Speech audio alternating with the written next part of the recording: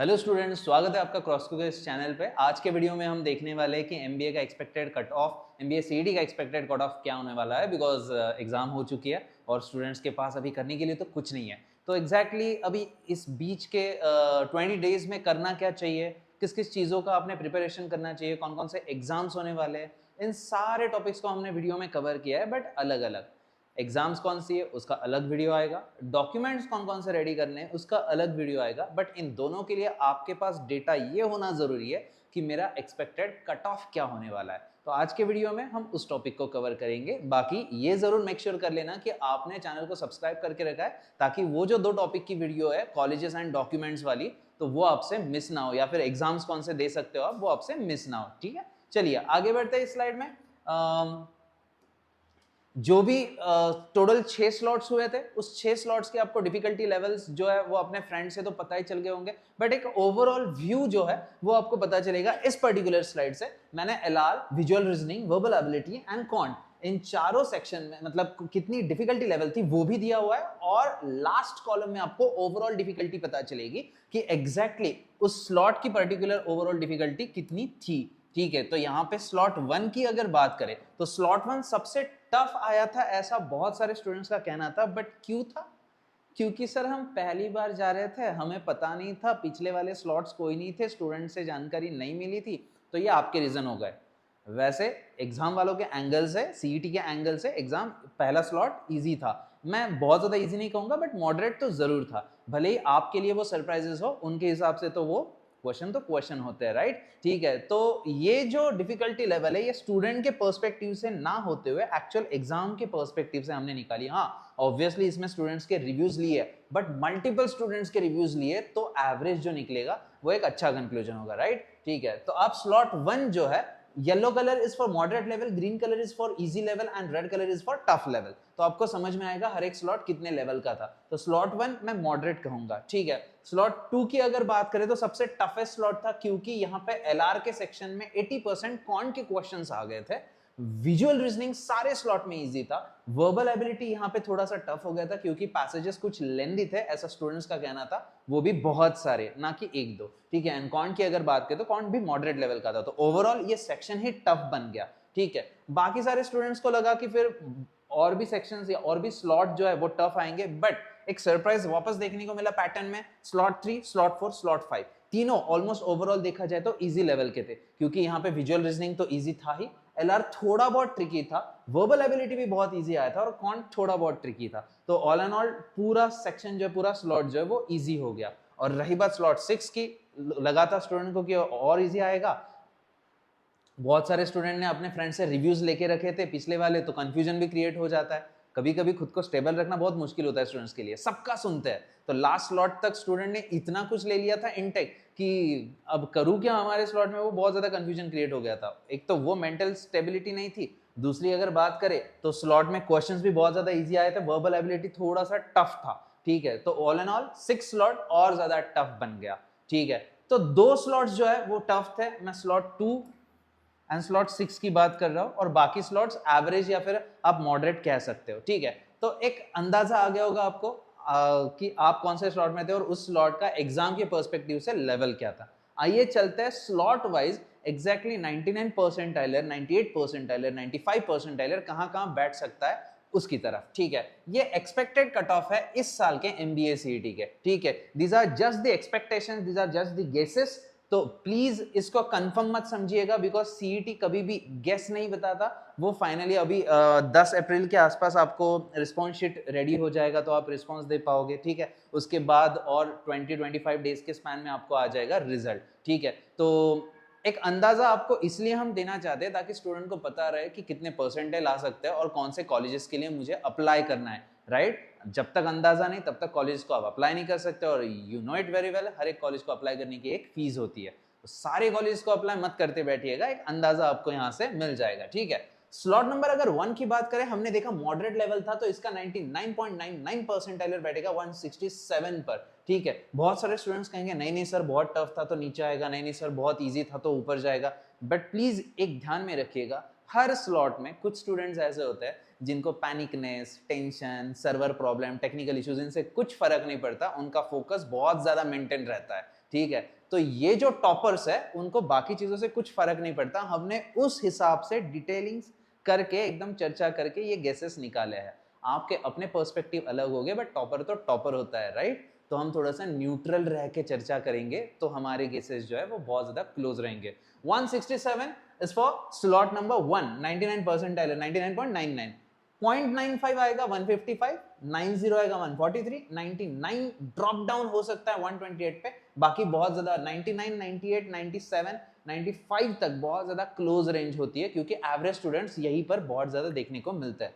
अगर स्लॉट 2 की बात करें तो हाँ ये ड्रॉप होगा, क्योंकि स्लॉट 2 एग्जाम के एंगल से टफ स्लॉट था। तो 157 99.99 परसेंटाइलर का स्कोर हो सकता है, और बाकी आप स्कोर देख सकते हो। इस स्लाइड का आप स्क्रीनशॉट निकाल लीजिएगा और अपने फ्रेंड्स के साथ शेयर कर सकते हो आप, ताकि उनको भी अंदाजा आए किस कॉलेज के लिए हमें भाई प्रिपेयर होना है, राइट। रही बात स्लॉट 3, स्लॉट 4, स्लॉट 5, ये तीनों स्लॉट एक दूसरे के बहुत ज्यादा आसपास बैठेंगे, 19-20 का फर्क था बस, बहुत ज्यादा लंबा फर्क नहीं था। तो 105, 103, 103, ये 95 से लेके रेंज जाएगी आपकी 172, 171, 171 तक, ठीक है। तो ये परसेंटाइल के स्कोर की रिलेटेड रेंज है, आप बस कैलकुलेट कर सकते हो आपके जेन्युइन अटेम्प्ट कितने थे, आपकी एक्यूरेसी मॉक्स में कितनी थी, एंड आपने तुक्के कितने लगाए, ठीक है। उस हिसाब से आप अपना परसेंटाइल गेस कर सकते हो, आपको एक हल्का फुल्का अंदाजा जरूर आ जाएगा। रही बात स्लॉट 6 की, ये भी एक मस्त सरप्राइज था, टफ स्लॉट आ गया था, लास्ट स्लॉट था सीईटी का, ठीक है। और 158 तक ये ड्रॉप हो सकता है इसका 99.99 परसेंटाइलर, और रेंज जाएगी 95 की 98 स्कोर डाउन तक, ठीक है। तो ये स्लाइड से मे भी आपको बहुत ज्यादा अंदाजा आया होगा कि एग्जैक्टली आप कहां स्टैंड कर सकते हो। अब एक और बात बहुत ज्यादा इंपॉर्टेंट रहेगी कि सर इस स्कोर पे हमें कौन कौन से कॉलेजेस लग सकते हैं, राइट, कौन कौन से कॉलेज के लिए हम प्रिपेयर हो सकते हैं। तो अगली स्लाइड आप ही के लिए है, चलिए ध्यान देते हैं। ये जो मैंने नंबर्स लिखे हैं, these are not the guesses, ये आई होप कैप राउंड 3 के एग्जैक्ट कट ऑफ्स है लास्ट ईयर के, तो आपको अंदाजा आ जाएगा लास्ट ईयर आपके फेवरेट कॉलेजेस के कट ऑफ कितने थे। मैं कुछ टॉप कॉलेजेस के कट ऑफ लास्ट ईयर के आपके सामने पेश कर रहा हूं, ताकि आपको आप खुद कहां स्टैंड करोगे इसका एक अंदाजा आएगा, ठीक है। जेबीआईएमएस की बात करें, सबका ड्रीम कॉलेज होता है, all India general, OBC, EWS, SC and ST, ऐसे अलग अलग कट ऑफ्स आपको देखने को मिलते हैं। बहुत सारे स्टूडेंट्स को थोड़ा सा कंफ्यूजन होता है, what is this.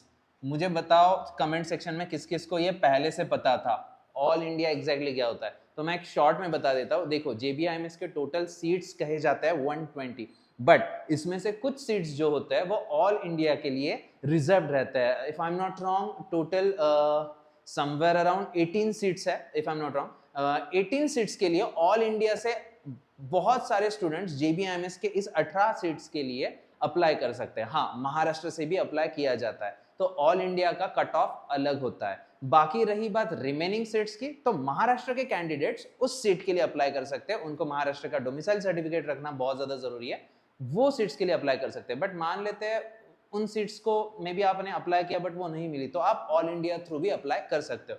But problem क्या होता है पता है क्या, ऑल इंडिया थ्रू जो सीट्स फिलअप होंगे वो सिर्फ सीईटी थ्रू नहीं, बाकी भी एग्जाम्स थ्रू फिल होते हैं। इसका हमने डेडिकेटेड वीडियो बनाया है, आज या कल की रेंज में 1-2 दिन में वो आ जाएगा, डोंट मिस इट, ठीक है। आपको पता चलेगा ऑल इंडिया जो सीट्स होते हैं जेबीआईएमएस कॉलेजेस के, वो कौन कौन से एग्जाम्स थ्रू फिल किए जाते हैं, ठीक है। तो चलिए मैं ज्यादा डिटेल में नहीं जाता हूं। बाकी जनरल का, तो जेबीआईएमएस का लास्ट ईयर का cut off all India through था 99.9, let me change the colour, ये वाला था। जनरल कैटेगरी का 99.94, और if I am not wrong close I hope हो गया था कहीं 7 या 80 तक जनरल का लास्ट ईयर जेबीआईएमएस क्लोज हुआ था।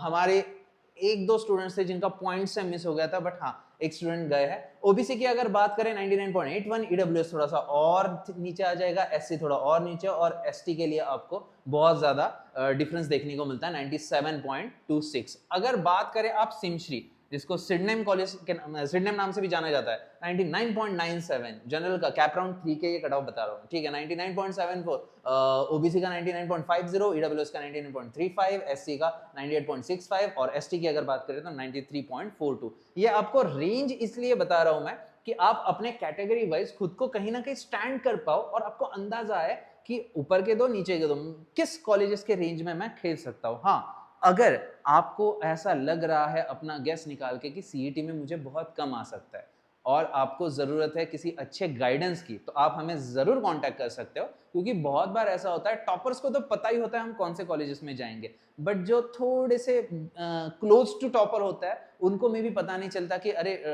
JBIMS, सिडनेम, पुंबा, सिमश्री ये छोड़ के और भी अच्छे कॉलेजेस है क्या जो मेरे परसेंटाइल पे मुझे एंट कर सकता है, ठीक है, एंट्री दे सकता है। तो अगर आपको गाइडेंस चाहिए तो आप बिल्कुल यू आर ऑलवेज वेलकम, आप क्रॉसक्यू के साथ कांटेक्ट कर सकते हो, हम जरूर हमारी तरफ से 100% कोशिश करेंगे आपको गाइड करने की, ठीक है।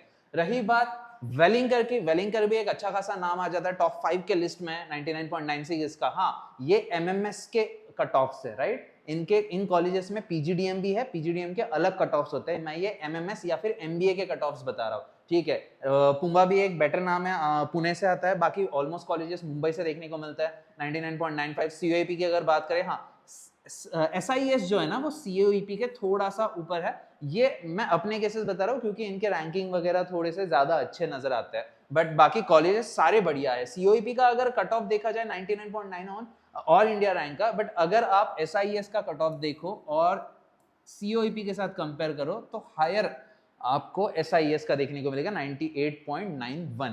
तो these are the cut offs from last year for these colleges. अगर आपका कोई ड्रीम कॉलेज है और अगर आप खुद को यहाँ किसी स्लॉट में देख पा रहे हो तो जरूर प्रिपरेशन शुरू कर दीजिए, अपने डॉक्यूमेंट्स रेडी कर दीजिए। डॉक्यूमेंट का भी एक अलग डेडिकेटेड वीडियो आया है, बट वो हम कल या परसों जरूर प्लेस करेंगे, अपलोड करेंगे। आई होप आपने अपने सारे डॉक्यूमेंट्स रेडी करके रखे होंगे। होता क्या है, स्कोर आने के बाद ना तुरंत हम बहुत कम टाइम रहता है तो हम अपने डॉक्यूमेंट्स रेडी नहीं कर पाते जल्दी, तो प्लीज़ मेक श्योर कि आपके पास अपने सारे डॉक्यूमेंट्स पहले से ही रेडी रहे। और रही बात कॉलेजेस की, आपको इस वीडियो से ये भी पता चल गया होगा कौन सा कॉलेज मेरे लिए बढ़िया रहेगा और मैं किस कॉलेज को क्रैक कर सकता हूँ, एंट्री कर सकता हूँ, ये भी आपको समझ में आएगा। रही बात, अगर आपके मन में ये सवाल है कि सीईटी तो हो गया, मुझे थोड़ा सा श्योर नहीं कि मैं बहुत ज़्यादा टॉप करूंगा, तो कौन से एग्जाम्स मेरे लिए ऑप्शंस बचे हैं, तो मैट एंड एटमा बहुत बढ़िया ऑप्शंस है, क्योंकि मैट एंड एटमा के थ्रू भी JBI में जाया जा सकता है, ऑल इंडिया सीट्स उसी के लिए रहता है। अगर आपको इसका डिटेल एनालिसिस करना है या फिर डिटेल इन्फॉर्मेशन चाहिए तो अगेन एक और वीडियो रेडी है, वो भी कल परसों हम अपलोड कर देंगे, उसके लिए रेडी रहें। मेक श्योर आपने चैनल को सब्सक्राइब करके रखा है और इंस्टाग्राम पेज को फॉलो करके रखा है, दोनों पे नाम है, इंस्टाग्राम पेज का नाम है क्रॉसक्यू एडू एंड चैनल तो आपको पता ही है, आप वीडियो देख ही रहे होंगे। तो प्लीज अपने फ्रेंड्स के साथ शेयर करना ये वीडियो, ताकि उनको भी थोड़ा सा जानकारी मिले, गाइडेंस मिले कि बीच के इन 20-25 डेज में लगभग करना क्या है, डॉक्यूमेंट्स कितने रेडी करने हैं और कौन कौन से एग्जाम्स की पढ़ाई करनी है, क्योंकि सिलेबस सेम होता है। आप अभी फ्लो में हो तो मैट एंड एटमा की अगर तैयारी शुरू कर दी तो आप भी बढ़िया कॉलेज में जा सकते हो, राइट। ठीक है, तो चलिए इन बचे कुछ दिनों के लिए और बाकी सारे एग्जाम्स के लिए आपको very very best of luck. और बाकी अगर कुछ डाउट्स है आप तो कमेंट सेक्शन में डाल सकते हो। फिलहाल इस वीडियो में इतना ही। Thank you so much for joining and thank you so much for watching.